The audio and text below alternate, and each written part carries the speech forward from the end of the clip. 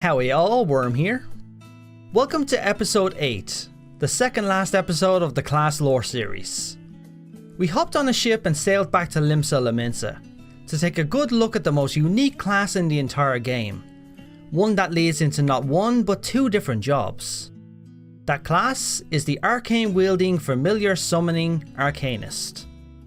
First off, as always, let's go over the official description of the Arcanist from the FF14 website.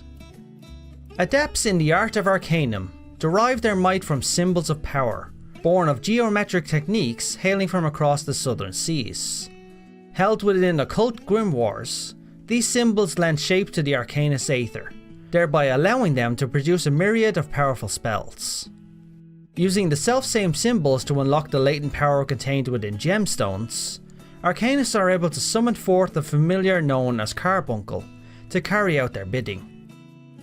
The Arcanist is the choice of many starting the game, for it leads into job roles of both the caster and the healer, and contains a healthy mixture of both roles in itself.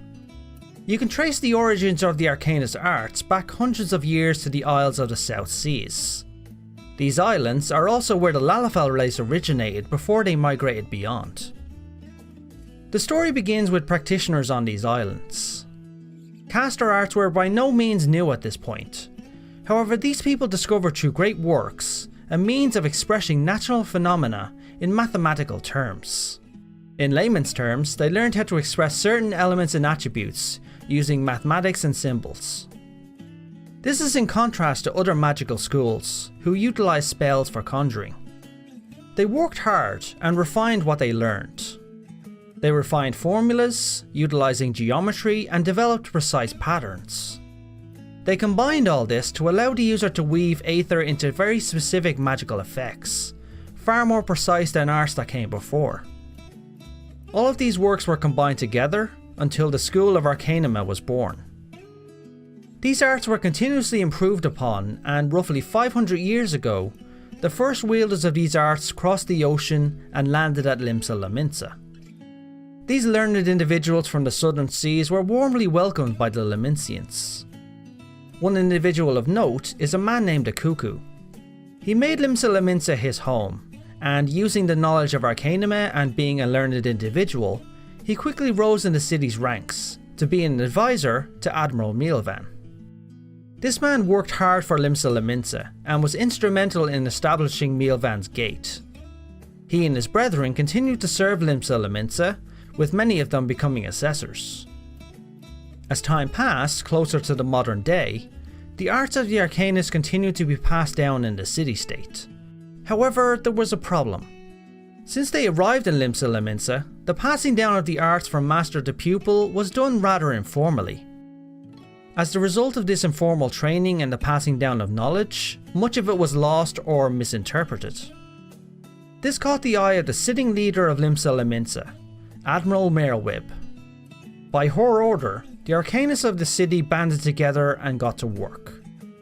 They expanded their research facilities, organised the Arcanists within the city to sign up officially. Finally, they worked hard to document the knowledge held by each master and pupil. As a result of all of this, the Arcanist Guild as it's known today was born. Through the centuries of practice and learning, combined with the new facilities of the guild, the Arcanist arts flourished and became an art not only wielded by the learned and mathematically inclined, but became an art that everybody could learn, regardless of education. As mentioned earlier, the spells and abilities utilised by the Arcanist are based on mathematics, and the usage of geometry and symbols. Long ago, they had to carve or write out these symbols in order to conjure them, which took time. These were soon poured into specially crafted grimoires, where all the spells and symbols needed would be written down and stored. The Arcanists now need only to turn the page to the spells or ability they wish to conjure, and focus on it to cast. Another aspect that makes the Arcanist unique is when they put this knowledge into the study of summoning familiars from the aether. Carbuncles, as they're known today, allow the Arcanists to augment their own spells and utilise the carbuncle to cast specialist abilities, depending on the needs of the caster. At the start of the video, I mentioned that the Arcanist was unique in that it led into two jobs in FF14. These jobs are the Scholar, master of the healing arts utilising many of the same fundamentals of the Arcanists, and the Summoner, who focus more on the destructive aspects and are masters of summoning eggy primal beings to aid them in combat, making them a great fighting force. Again, all the tools the Summoner uses are based on the fundamental arts developed by the Arcanists. Both of these jobs' arts trace their origins back thousands of years. The fact that they complement the arts of the Arcanists so well has many speculating that the Arcanist arts are older than we think, and had a much further reach than we know. A good example is that Sharlayan citizens utilised the Arcanist arts to great extent, due to its inherent nature and how it uses mathematical and geometric knowledge in its development. But there you have it, the lore of the Arcanist in Final Fantasy XIV. Thanks for watching, everyone. Leave your thoughts on the art of the Arcanima in the comments. If you enjoyed this video, hit that like button, and if you want to see more videos like this, hit that subscribe button.